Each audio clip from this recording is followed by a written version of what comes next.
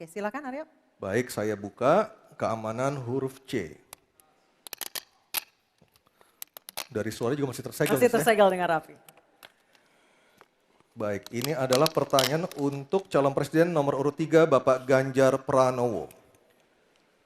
Kewenangan institusi di sektor keamanan sangat penting namun masih terjadi tumpang tindih.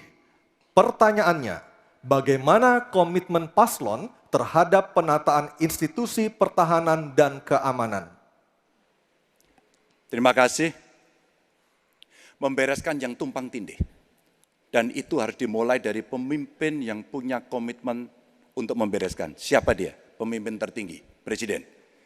Maka kalaulah kemudian kita bicara pertahanan yang ada di laut, maka sekian lembaga yang ngurus laut mesti disatukan dalam sebuah wadah Coast Guard. Ketika kita bicara keamanan dan tumpang tindih, maka keamanan wilayahnya ada di kepolisian. Saya mengapresiasi umpama dalam konteks terorisme, 2023 relatif tidak ada. Kita berikan apresiasi itu kepada kepolisian. Ketika kemudian terjadi pada situasi belahan Indonesia yang lain yang membutuhkan, katakan bantuan dari TNI, maka disitulah kemudian on call mereka. Kami butuh bantuan, maka dibantu. Tapi pada sisi yang lain, pembenahan yang tumpang tindih ini, di daerah sebenarnya juga bisa disupport agar keamanan bisa berjalan dengan baik. Siapa mereka pelaksana di daerah? Forkompimda. Kita tidak pernah membiarkan situasi negara diurus oleh pusat saja. Kita mesti mengambil inisiatif karena peran-peran sampai tingkat lokal itu ada. Bahkan tokoh masyarakat, tokoh agama mesti kita lakukan. Maka seluruh yang tumpang tindih dari sisi regulasi, satu perlu harmonisasi, dua perlu sinkronisasi. Dan pada tingkat tidak ada keputusan, maka pemimpin tertinggi harus berani mengambil keputusan itu.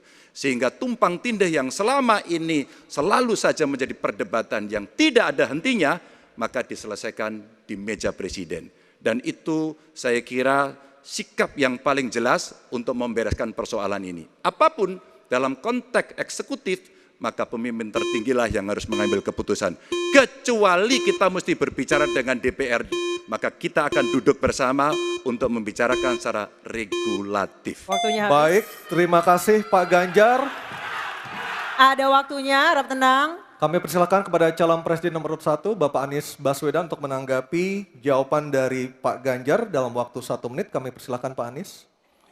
Menurut hemat kami harus dirumuskan apa tantangan dan ancaman keamanan Indonesia di tahun-tahun ke depan.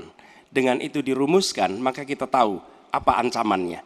Lalu dari situ kemudian kita lihat bagaimana badan-badan yang selama ini ada diatur untuk merespon atas tantangan itu.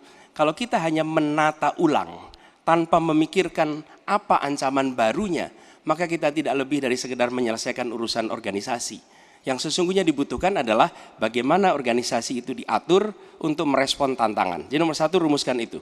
Kemudian yang kedua, yang tidak kalah penting, libatkan semua unsur yang terbiasa di dalam menyusun ancaman tantangan organisasi.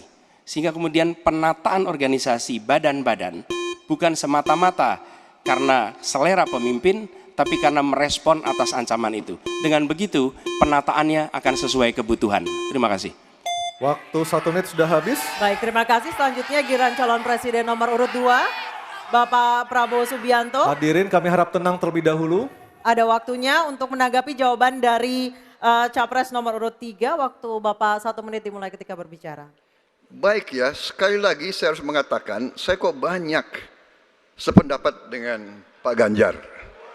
Jadi benar tumpang tindih harus diselesaikan oleh pimpinan tertinggi dan itu saya kira bisa ya. Tapi benar saya juga harus mengatakan kita harus apresiasi prestasi TNI dan prestasi Polri dalam menjaga pertahanan keamanan, dalam mengatasi berbagai peristiwa-peristiwa yang pelik. Harus kita akui, menghadapi terorisme, bom Bali, Peloso, dan sebagainya. Untuk itu, saya kira kalau saya dapat mandat, saya akan perbaiki kualitas hidup TNI, kualitas hidup Polri, memimpin supaya TNI dan Polri menjadi yang terbaik yang bisa kita bangun. Dengan keunggulan TNI dan Polri, Polri langsung di bawah Presiden, kita akan Waktunya habis, berbuat Bapak. yang baik untuk rakyat kita. Terima kasih.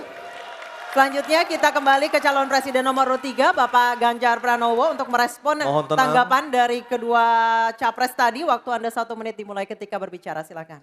Ketika overlap kelembagaan ditanyakan kepada saya, maka saya sudah pelajari apa yang ada.